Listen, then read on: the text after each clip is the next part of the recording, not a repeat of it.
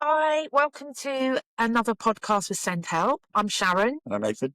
And today we have got the lovely Jane. And Jane is a SENCO, which is a special educational needs coordinator in a mainstream school. So I know that lots of parents and carers would have had lots of dealings with people in Jane's position. So we thought it would be really good to get Jane on and to have a chat with us and tell us how it is from her side. And so, hi, Jane. Hello. So do you just want to start by just telling us a little bit about yourself, please? Okay, so yes, I am a SENCO at the moment. Bit about my background. I started working in education about 30 years ago. I've worked across all the various ages, worked in nurseries, mainstream schools, state schools, independent schools, colleges. So I've covered lots of areas.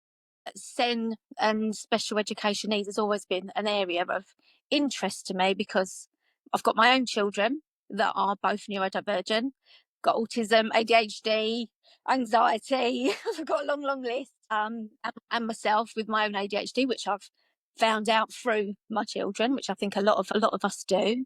I've always been passionate about it anyway because I've had my own fights and my own battles for my own children. But moving on throughout being a teacher, I then decided to specialise in special needs, which is where I trained to become SENCO, and which is what I've been doing now. So that's where I am. That's good. Yeah, So- covered everything. Yeah, Pretty much. Can I just ask, so what sort of training do you do to become a SENCO? You have to study. It's changed recently, about the last year. It's similar. It's an SENCO, which is what I studied, which it's like a master's level qualification in special needs. Okay. You have to have a teaching QTS. You have to be a teacher to be able to go for the qualification. And it's one of the only roles actually in a school that's mandatory. So for every mainstream school, you have to have a SENCO and they have to be qualified to that level. Because I'm sure you've probably spoke about when you know yourself about teachers, they might have various training within to become a teacher, but special needs is not always, it's not covered enough in the teacher training. It's only for that do their own CPD and their own training themselves, which is where they've gained, the extra experience and their own knowledge, but it's not there. So to become a SENCO, you have to study. It's a 2-year qualification. You go to university, study that. So you do that, but you have to do that alongside working in role. So you're getting the practical as well as the experience. Yeah. Sounds good. Can I just say, so QTS is qualified teacher status, just so that if people don't know, and think Professional development. that's it, brilliant. Okay, so how long have you been in the job that you're in now?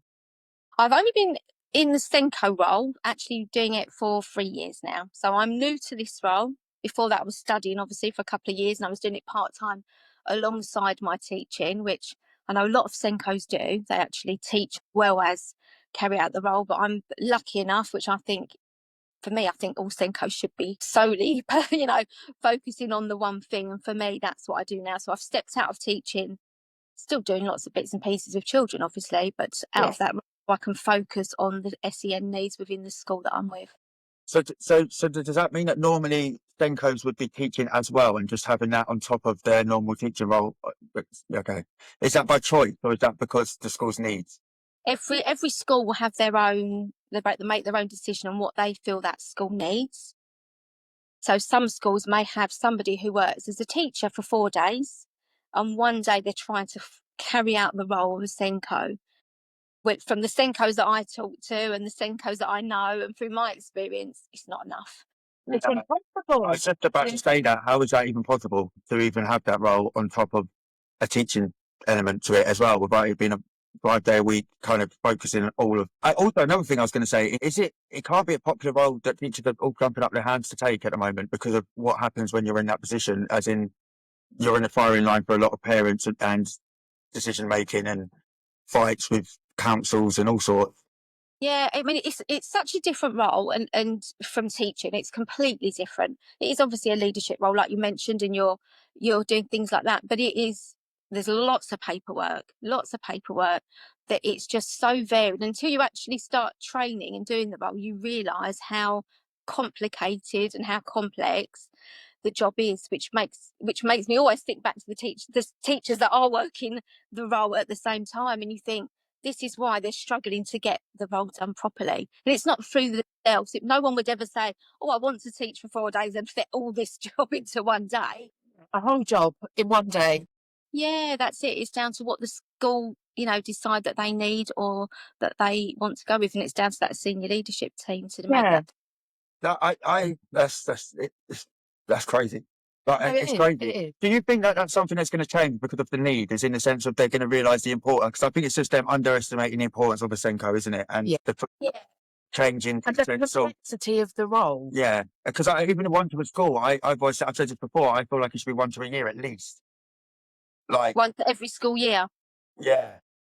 Yeah, I mean, I work the role that I'm in. So it's a small school, but I work across the whole school. It's an all-through school, so we've got children from the nursery up till the sixth formers, basically. So up to 18-year-olds. I've struggled to just do my role, within the whole of that. Often schools will have one per, if like the primary school and the secondary school. But I'm lucky enough I have an assistant that works for me. I'm also lucky enough to have an admin assistant as well. And I've also got a wonderful team of learning support assistants. And I think I would always go back to, it's about everybody. So it's not a job that SENCO's doing on their own. It's got to be about inclusivity across the school. And if you've got a school that is doing that really well, it's manageable.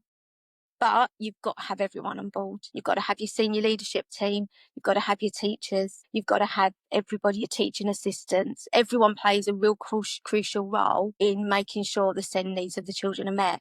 So the SENCO is overseeing that. And the problems that what you're talking about there, when you said about needing more, is when, I think, in my opinion, from my experience, is when the SENCO's taking on everything and trying to do it all. Yeah. If everyone's taking their little bit and doing everything they need to do, it can become more manageable, but that's the hard thing. About school leadership and management, isn't it, as well, and what they see as the importance of the role. Yeah, it's like you said, you was just saying about how it's become, we're recognising it more, and the importance it's growing, and we need all the senior leadership teams to be on board with that. And if you've got a great team that are working with you, that's brilliant, because you're going to move in the right direction. If you've got a team, that are not so aware of what it is or not up to date with it all and how it's working, it becomes more problematic. In that sense, it would be a lot easier to set up a sustainable system in an academy than it would be a textbook governance school as it stands at the moment.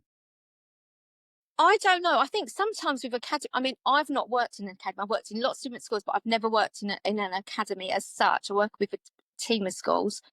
But sometimes with academies, they can be very, very prescriptive about how they want things to be done. Yeah. It might be everyone has got to do this. And I think with SEN, you've got to go with that exact school, that cohort, that class, that child, down to that. You've got to break it right down.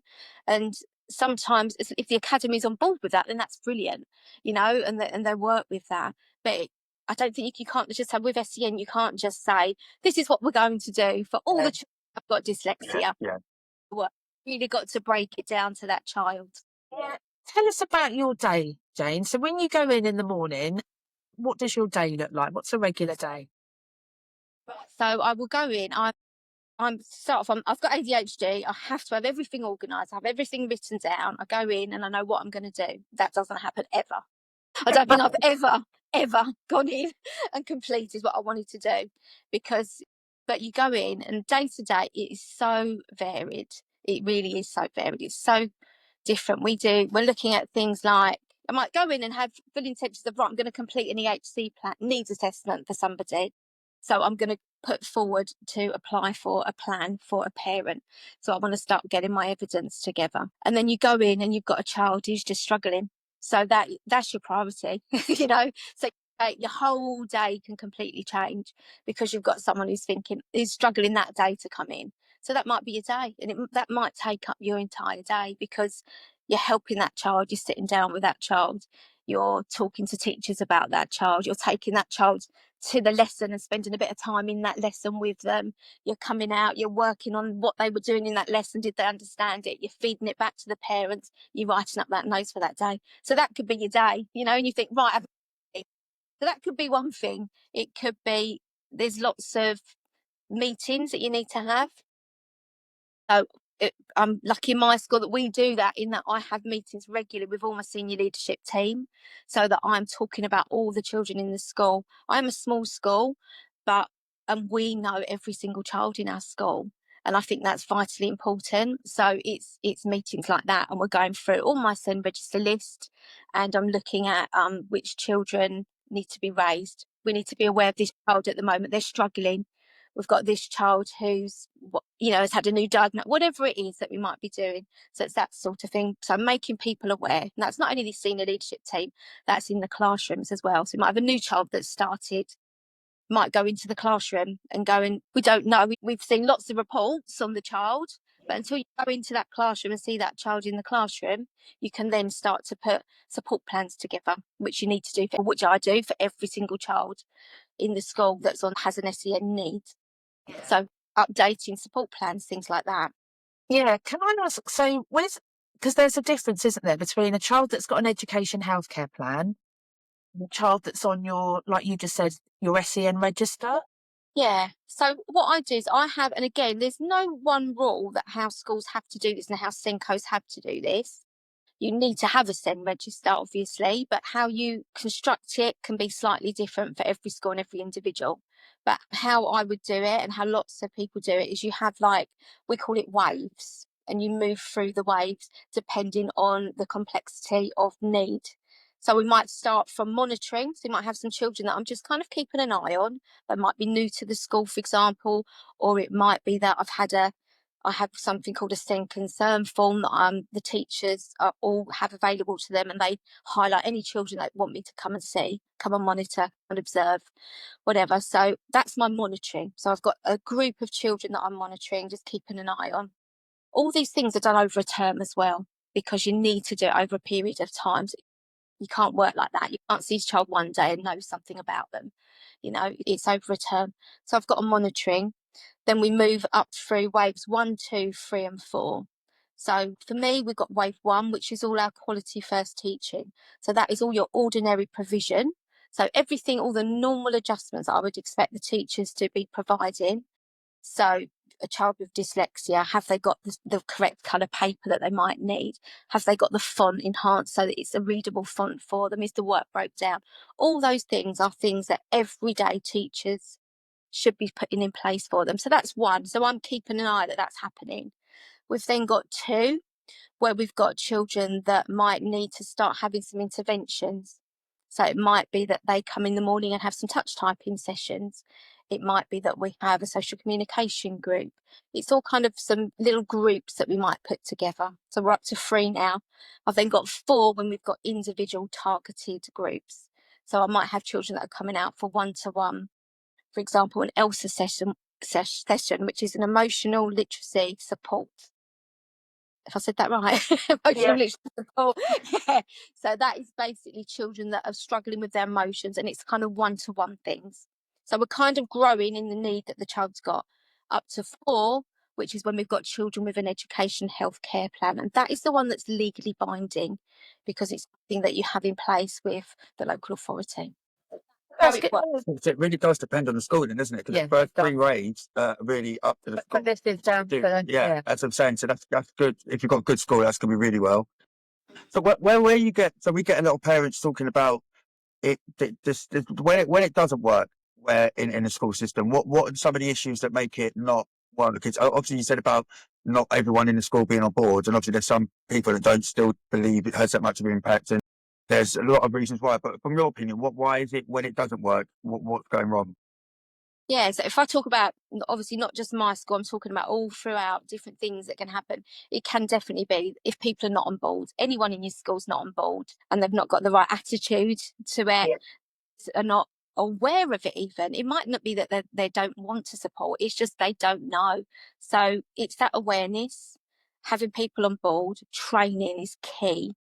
running training for staff is really important, and we pride ourselves on doing that in the school. I run regular sessions with the teachers, with all the people that work in the school, not just the teachers, the midday supervisors, in the lunchtime supervisors. Everybody that's in the school needs to be aware, because everyone plays a role in making sure the children are safe and supported at all times. So training, things like working with the local authority is really difficult, and trying to get information. I probably call them on a daily basis, the local authority, to try and get through to someone. And it probably would be, for one, if I might have one question, and the local authorities are different across the country, obviously, but I think kind of gather we've all got the similar problems from the people that I talk to.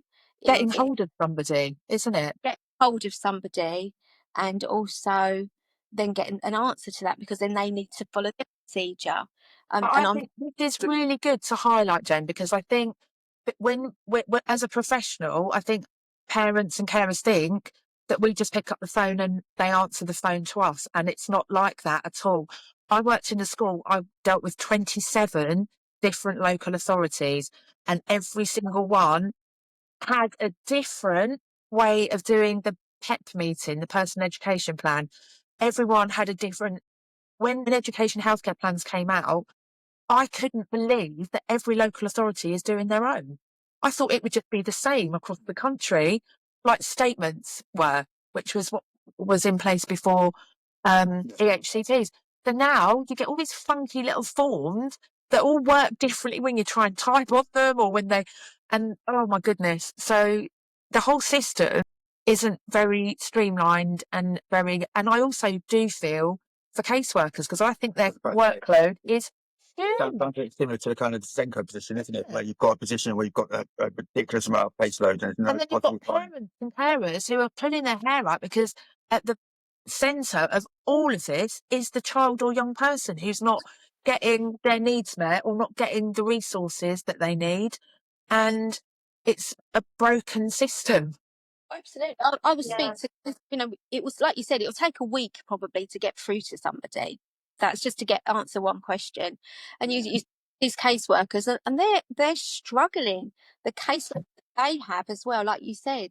I speak, and they'll be like, "Oh, I'm so sorry. I've been doing this. I'm trying to get back to you." And I'll ask a question.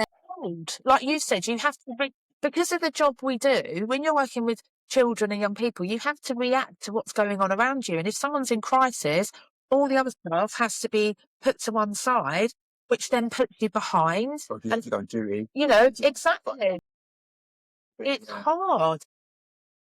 And it's not no. I think something you touched on when you were speaking, training, because that's something Nate and I feel really strongly about.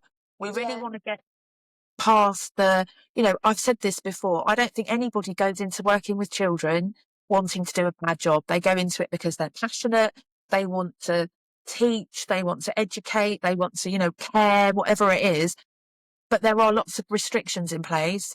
The curriculum, how prescriptive it is, the senior leadership team, if they're not on board or if they don't have the training themselves, because ADHD and autism and dyslexia in particular are so prevalent, because we're now understanding it more and more people are coming forward to get diagnosed.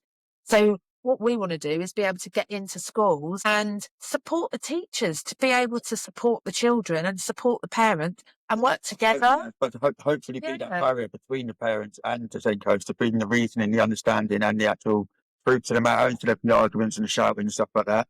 I think as well, the training's a bit outdated in the sense of we've moved on. Even TikTok's a bit of probably better training than some of the training we've seen that schools get now, pretty expert basic. Boring. Yeah. And there is really good training out there, because I thought, as a registered manager, I've done some amazing training that we've had to do, and it's like, oh wow, But isn't it normally people that are delivering it as well? Because we've, as a foster carer, I've had training, and when you have an adult who's actually been through the care system themselves, and they're telling you real life, it's relatable. You can't say, well, no, that's not true, because it is, because it's their lived experience. And that's what we're sort of hoping to do with training, is get in. And obviously we've both got the knowledge and the experience because of our, professional backgrounds, but we've also got lived experience. So it's basically the difference between a history lecturer lecturing you and then someone coming in and spinning the war. which one's going to be more No, right. that's true. That's Do true. you know what I mean? The one that said you've been through it, you're going to listen to you more, you're going to be more engaged to. Maybe exciting's not the right word when we're talking about war, but yes.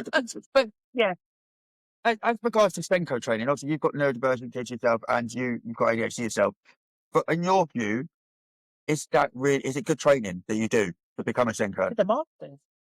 Yeah, no, but it's relevant to the natural. Do you know what I mean? Is it relevant day to day, or is it still outdated like we just said about thing, or is it really good?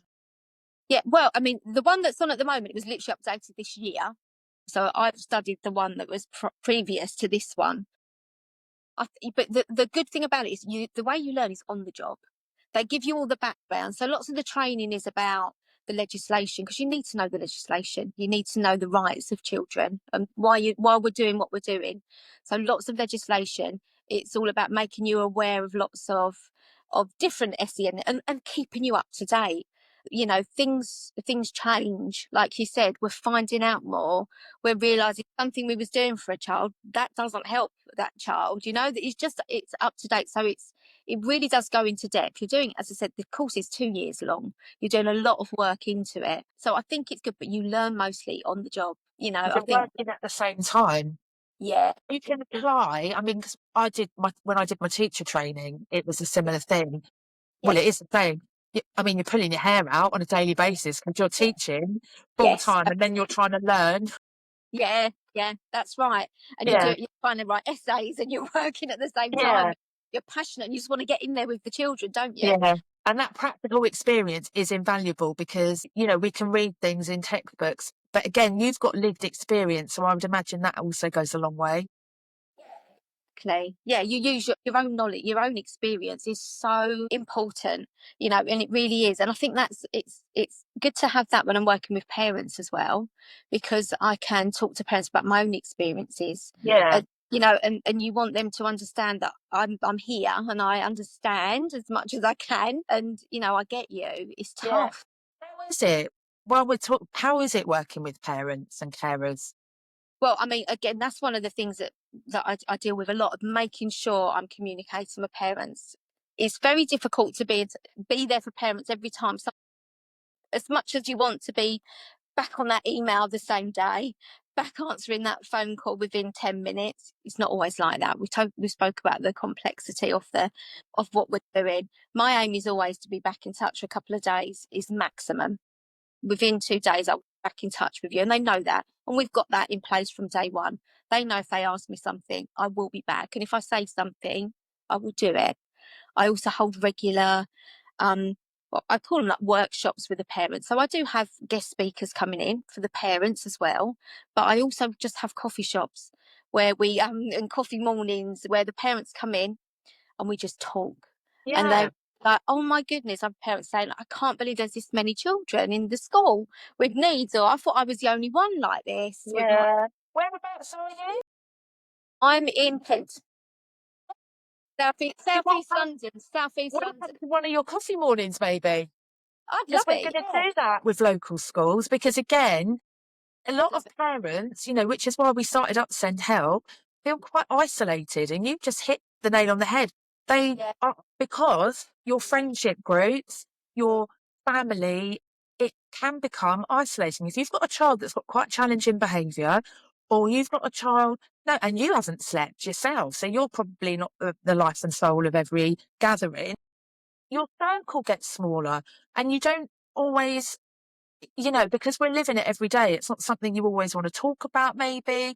So when you do things like coffee mornings or workshops, and parents actually get to see and meet with other people, and they're like, thank God I'm not I think it's effective.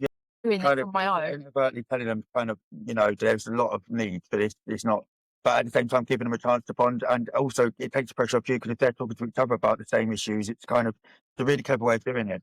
But Yeah, that's it. And there could be no agenda to the coffee morning. It just literally is, we're sitting and chatting, and they learn so much from each other. They share things. They're really, really good. And Offload, isn't it, sometimes? Because I've had parents, you know, when I was teaching, and they come in and they just had a really, really rubbish morning.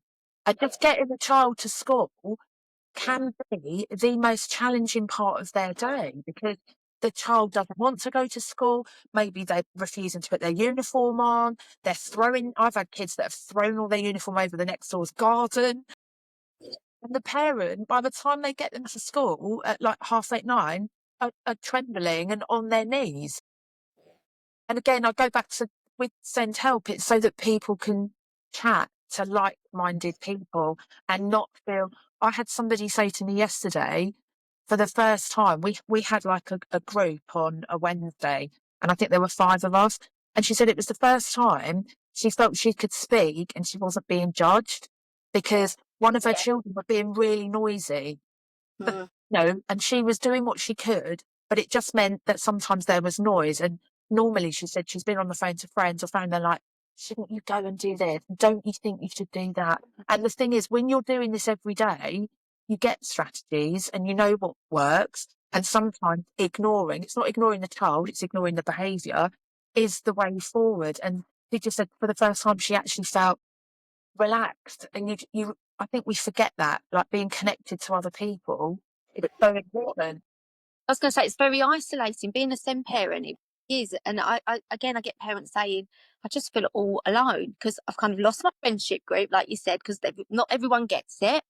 And actually, to be around some people that do get it is really important because we can laugh, we can cry, we can just chat and go, do that. And absolutely. Yeah. Ridiculous, because sometimes you hear something, you just think, oh God, why is it so hard? And sleep, if you've not slept, it turns you crazy, because you can't function. I would imagine that keeping that relationship is probably one of the hardest bits of your job, is it? Keeping the parents on side. Because when it goes wrong, it goes very wrong. And I think parents sometimes have a really unrealistic expectation. Really, really such. Like, I'm going to come into the one-to-one. This is the one that gets me every time, is the one-to-one. I don't know why they're so willing to put one-to-one on EACP, knowing that they can't ever provide it. And then as soon as that's said, that's all they can focus on. Oh, I need the one-to-one. I haven't got one-to-one. I'm not going to do the one-to-one. I'm not going to do this sort of thing. And there's so many reasons. I said, does the kid want them to follow them around all the time? Does they want them to get caught on so much of these things that are said without kind of any knowledge? Again, if they had a one-to-one, everyone's got it. There's 4 of them in there. That's 4 one-to-ones and a teacher. And what happens to the other 25 kids? They don't get that individual attention because they're going to get better grades. You know what I mean? There's lots to it. And I think with stuff like you're doing, the copy one, just breaks the barrier like we're trying to do with that, because otherwise it just becomes an absolute fight where you've got a school stand up, not doing anything for the parent because they're just shouting and doing stuff. The parents like, they're not doing anything for me but then again, they've been asking for stuff that they are way above what the means, do you know what I mean? But they don't know that. And there's no one kind of saying, look, we're both of you fighting for the same thing. Do you know what I mean? Like, you know what I mean? It's the legislation. It's the way the government pulls budgets that are getting in the way. It's nothing to do with the people that are in the job that are trying not to help. Yeah, absolutely. You're going to have parents want the best for their child. As a SENCO, you want the best for the child, and everyone in school wants the best for that child. The local authority caseworkers want the best for their their caseload. Everyone wants the best, but everyone's being pulled in so many directions, and it's difficult. So, which is why the parent communication is so important. I don't get to that point, touch wood, I don't, where I get parents like that, because from day one, as soon as I see something that's not kind of working, we're coming in, we're having a meeting, we're talking about it, and we're discussing why that's not happening or why that is happening or when that will happen. It's communication is key. I talk to parents daily. Some parents will need an email from me every single day, and I will speak to them every single day. There'll be other parents that I might just speak to 3 times over the term. So it's just varied, but it's about getting to know the parents and the children, and working with them and letting them know you're on their side, which is what they need to hear. And you need to be a listening ear. As much as you do for the children, you need to be a listening ear for the parents as well. Definitely. And that's something we've been saying, isn't it? Is about getting everybody working together.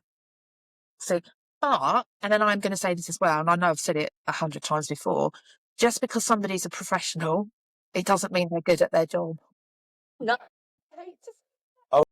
I would further go down with some of the schools that we're working with are proactively going against trying to help anyone with SEN in their school. So it is hard. I think parents and carers sometimes have been fighting so long that they go in and they almost come across, and when I say they, I mean me as well. Yeah, you're like, we come across a bit like full on, a bit passion comes across as aggression. You know, with ADHD, I have to watch that with myself, because it is passion. It's not aggression, but it's when I'm really passionate about something. And they almost come in with your back up straight away, don't you? You sort of go in. You seem very personable, so I can imagine that you can We need to clone that. sort of cut through that. I think I'm quite like Jane. Clone that. I think I'm quite, yeah. Yeah, Yeah. and I also get that. Oh, thank you. Say something nice to me, Jane, because he's going to say something mean. I was going to say, mean, that's No, I was going to say the same. Yeah, very personal, but very passionate about things. Yeah. And to the point where you can get like, and you just have to think, right, take a breather. You know, sometimes you do have to go, but I'm not going to respond to that email or that phone call now. I'm going to take a breath. And then you've got to see it from the other person's point of view, because we're all coming from the same page, but we just got to realise. Yeah. I couldn't do it. I couldn't. I really Can't do it. really You can't do it. struggled with overbearing parents. Sometimes in the care heritage you do, and it's kind of more on guilt, I'd say, Yeah. because they can't have them there, but then they're really like micromanaging the staff, like putting them uncomfortable, questioning, like all sorts of bad things that are actually making the care. That comes from guilt. It comes from guilt. Like you But I really struggled with that, because I've got ADHD myself, so my patience levels for it is, if I can't get through to them quick enough about it coming across really aggressive and direct. So like the whole slow process is really struggling. That's why I knew with your job it might be really hard with the parents. Would you make a good SENCO? Well, I reckon I made a good manager. That's not the same. It's not the same. It is. It's not. Anyway, he's not speaking, which is really, really unusual. So put him on the spot. But it sounds like you love what you do, and you're in a school that's really supportive and everyone's sort of pulling in the same direction. Absolutely. And even when you can be as passionate as you are about what you're doing, you don't always get everything right. And you have to recognize that as well. And that's important to talk about. And that's as a parent and as in my job role as well. Everyone wants the best at the end of the day, and you do everything you can. So as well as the communication with everyone else, the communication with the children is of utmost importance, particularly the teens that I work with. I meet with them regularly, and having a safe space for them is something I've recently introduced, a room where I work, where they can just come in. It's a bit of a sensory room, and they come in and they rant and they will explode, and or they might just come in for 2 minutes, and they know that when they're in there with me, they can get that all out, and then they can go back into their classroom and get on. You know, having somewhere for children, or having someone to I talk was going to say, that was for children, wasn't it? Not for staff. Yeah, definitely children. Although it might be a Although good idea staff- for staff. Yeah, they'd like one. Yeah. Yeah, exactly. But yeah, having someone to talk to is really important, and letting them know, yeah, I get you as well, rather than just cutting them down and telling them, you know, they might have a problem in the classroom with behaviour. And we know that behaviour is a way of communicating. So if there's any sort of behaviour happening, it's because of they're trying to communicate whatever it is, and they can come in and talk to me, and they know that I'll be their voice, and I might go back into the class with them and share something, or I might send a little email out to all the teachers. Just be mindful of, you know, just those sorts of things, and see that they're being heard, which they are, which is important. I think it's just a point when you say that as well about the communication is a need or want that's not met. Yeah, because we had this on one of our podcasts. And I think a lot of the parents got that wrong, in feeling guilty that they haven't met the need of the kid. That's not saying that the need might be, I want to go to a Dreamland right, or go to Kittyland right now. Like, do you know what I mean? It might be unrealistic. I think that's just because when we put it out, we had a lot of people getting kind of offended by when we said that, as in a sense of, oh yeah, what do you mean is a want and a need? The want and a need doesn't mean it's valuable. Still a want and a need. It's just a way of communicating it, isn't it? I think, yeah. Yeah, absolutely. Communication is the thing, isn't it? Yeah. And the thing is, as we know, when you've got ADHD and autism, sometimes we go from 0 to 100 very quickly. We don't always have the words either. And I've got lots of words. And sometimes when I'm in that state of overwhelm or whatever, I don't like to call it a meltdown, but it probably is. You don't have the words, because you can't even say, you can't order your thinking, your executive functioning, everything sort of just goes a bit haywire. So there's nothing worse than being put on the spot as a child or young person, or even as an adult, and being asked to explain yourself, or what's wrong, or why did you do this, because you don't actually know. So having that space where you can just go and Yeah. even just a 5 minute, come out, just have, just sit down, get your thoughts, and then I'm going to go back to class or whatever it is. And But then also have it not held against you, because I think that's the thing as well. Because if it's something that happened and you can't explain it, it's a sensory overload, whatever it is, the really hard thing is going back into a classroom or going back into a room or going back into a workspace if you feel judged or you feel like it's being held against you in some way.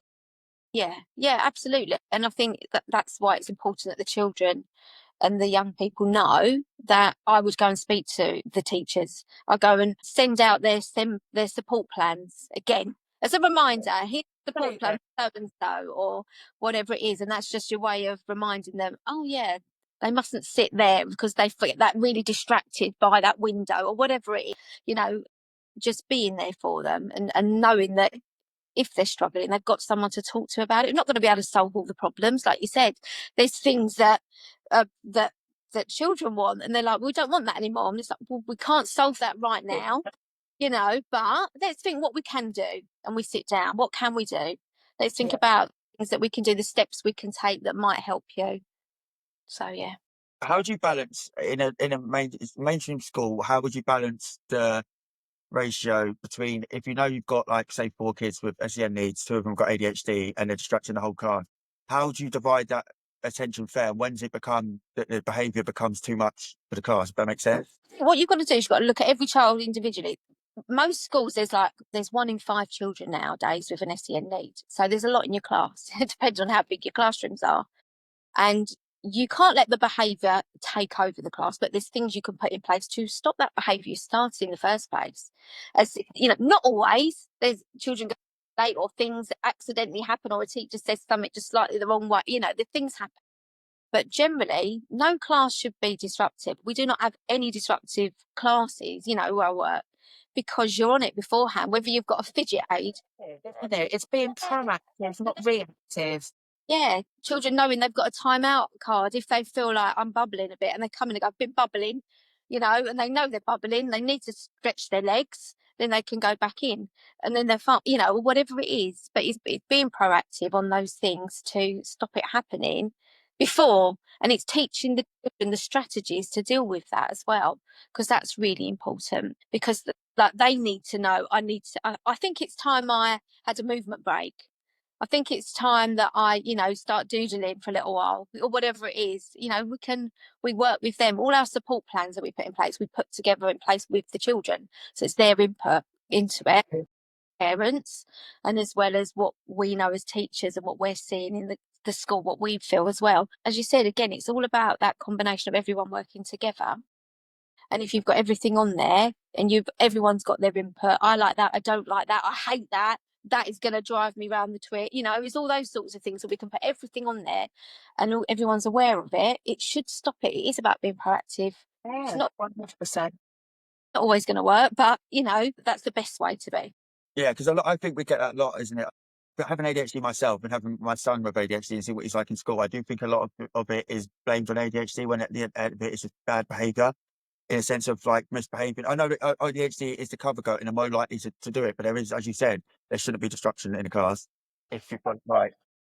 If you've got it right, there shouldn't be disruption in the class. So it's not the sense of people thinking ADHD people are going to always do that. It's not. Something's gone wrong and they're reacting to it, but it still doesn't give them the excuse to kind of react to it, if that makes sense. And you end up in like kind of a, if it's necessary, it's about being proactive, isn't it? It's about, I can talk to my son who's got ADHD, and which is quite funny because we've both got ADHD, so sometimes it's just like a big, and what he does annoys me, and then what I do, it's crazy. But I'm trying to give him the words when he just does something, I said, honestly, it's fine. I know it's because of ADHD, but what can we do? So I do acknowledge it, because I'm like, no, because actually probably neurotypical kids would not be doing that. Like, he paces around the table, and Jesus, and it makes me feel sick, because it's literally, I can't even watch him. And and then he goes, oh, I didn't even realise I was doing it. So sometimes it's not, that's not a bad behaviour, but I'm just saying, no, it is. Yeah, in a school setting, that would. The school setting, it could get you sent out and get you suspended. Like, but he started talking about movement breaks. Did he? I think he said, but he's 15. Why have they not ever said that to him before? Also, time. He's never said knowing him, do you think he is using that correctly? Yes. Really? Yes. And not just terrible. He is terrible in school. His school days are awful. So if he can ask to go for a walk rather than getting sucked in, because if there's any drama, he is just in there. If anything, which I think is a bit of dopamine, because I'm probably the same. If there's something going on, you're like, oh, what's that? Whereas he can now ask to go for, I can't think what he called, a reset walk. He called it something, but it's something I've never heard him say before. And I thought, why has it got to be nearly 16 before they've actually started using that kind of language with you? So I think quite a lot of schools are opening up to doing that just as part of their normal practice, aren't they? Because it's normal. Instead of getting into a fight or throwing a table, actually, I'm going to go for a walk. So actually, I think that is... So why I was asking that is at 15, 16, you could understand that because of his ADHD. If you give that to Calvin, my oldest, he was going to take advantage, but he doesn't know why he needs it. You just told him he got his class. So again, the education of the kids is important as well, of realising what they're needing it for. Yeah, you're raising the awareness. They need to learn about themselves, and it is giving them the strategies to know what to do. You might have a young child, and the teacher will be like, they've been out to the toilet 5 times in this lesson. Why are they doing that? Actually, when you pick at it, or I'll go in and we'll see, and it's like it's because they're struggling, so they're going out to the toilet just because they want that movement break. It is when you've got ADHD, you get bored. Yes, yeah. I'm a grown up. I've had lots of really good jobs, but I can still go to training and I always try and sneak off early. I mean, what's that about? Okay. But I find it really hard. If the trainer is dull and boring and they're not using all of their different, like different learning styles, you've got your kinesthetic, you've got your audio, your visual. If they're not using all that, which they don't, as you become an adult, it's all very boring and look at this slide and we'll click it through and we'll talk at you. It doesn't matter if it's the most interesting topic. Yeah. Can't fit. Okay, but you can flip it on the head and you can hyper focus too. So if you wanted something that was interesting, you'd do more better work than anyone else in that class would even dream of. Maybe. It's true. So there's every opposite. There's an opposite reaction. It is true. All right. So as much as that might be one start, and again, this is where the issue comes in about the majority of the class. In a mainstream school, 25 people might learn that way very well. 5 people might not. Do you change that learner going in, or do you get someone that does both? Or it's hard, isn't it, to balance it out in a mainstream setting? And this is how it is. What happens when you're talking about training with your teachers, and you're talking what to do. It's a multi-sensory teaching that we do now, and that's what we should be doing. So we might have a little give you the option to get access all of it, isn't it? Yeah, you're having a little bit of talking, but we know we're only going to keep that quite short. But while that's while we're talking, we've actually got a handout for everybody. We do, and what I encourage is whatever you want to do for that one child that you might have sitting over there that needs it, do it for everybody, because actually it's benefit everybody anyway. The handouts. So the ones that want to read that can look at that. The ones that want to look at the board and listen to you talking can do that. The ones that just want to doodle and be thinking about, but they're actually taking it in, can do that. Yeah. You've got everything going on, and then keep it short. Have a short, then you stop, do a bit of something that they're doing, and go back to. It's just all about. That's amazing, yeah. And that is the sort of training we want to do, because it needs to be, there's not a magic wand. Governments aren't all of a sudden. I get so cheesed off with these politicians that are talking about neurodivergence like it's people are trying to get money, or it's a problem, or too many people being diagnosed. It's like, get your facts right, because women have been undiagnosed, But it's overdiagnosed, isn't it? But what they need to realise is that because we've got the knowledge. It's that what they're saying is kind of true, in a sense of like it needs to be treated as in it's going to be everywhere now. But then they're not changing the schools to fit that. That's what we're trying to do, isn't it? Open up the schools, so if you had a kid with ADHD, you necessarily wouldn't even notice. Yeah, because the way I was just going to say, research shows us we've got the same amount of SEN needs that we had years and years and years and years ago. We just know we know more about it now. So they might have a diagnosis, or they might we have an understanding when they're in the classroom. We didn't know that. They would just be sent off out the classroom constantly. They'd be put in a room on their own, or they would be sent to these institutions at some point. It happens, by the way. It does. The children that have got autism and ADHD going to pupil referral units. I've heard of children as young as 8. And so it's me. I get it, but it's not right. No. Because it's like the mainstream provision cannot cope because they don't have the training, they're not inclusive enough. And like what you were saying about having this multi-sensory approach to teaching, actually, it's not as hard as it sounds. It's not like you're differentiating the level of work. No, it's just to an different extreme. all You're learning styles. delivering it. You learn the learning styles anyway, isn't it, of each one? So why not just have that in every class that everyone can pick which one they want, and then you should solve most of the problem. But Yeah, again, it comes back to everyone wanting to do that and everyone wanting to be like Jane and having the heart and passion. Well, Jane, we're going to have to get out there and teach people. That's what we're going to have to do. We are, and we'll do it with a smile on our face, and we'll say, look, we're not saying who's right and who's wrong. We're just saying to make No, your life easier. But it is the government. It's higher up than us. If we can't control it, Man, my head. Who's that politician? I wish I could remember his name. And he really, really pissed me off saying about ADHD. I can't remember. Didn't you listen to it? You did a podcast anyway. Oh, they should have. Oh, yeah, that was the health secretary. They just don't have an idea. I think it's a generational thing as well, isn't it? It's that old? No, but it'd be rich though, really be middle class. Very rich. Yeah, middle class. Yeah, no, but it's a generational thing. It's still... Okay, that makes sense. It does. So 2-3 years... I'm middle class. 2 generations from now, this wouldn't be an issue because everyone had grown up in it. So the kids are the one that power through it. So, like, for instance, Calvin's growing up and those kids with ADHD and autism, I didn't have a clue. Like, he just knows and can identify them, and it's very common knowledge that they're there.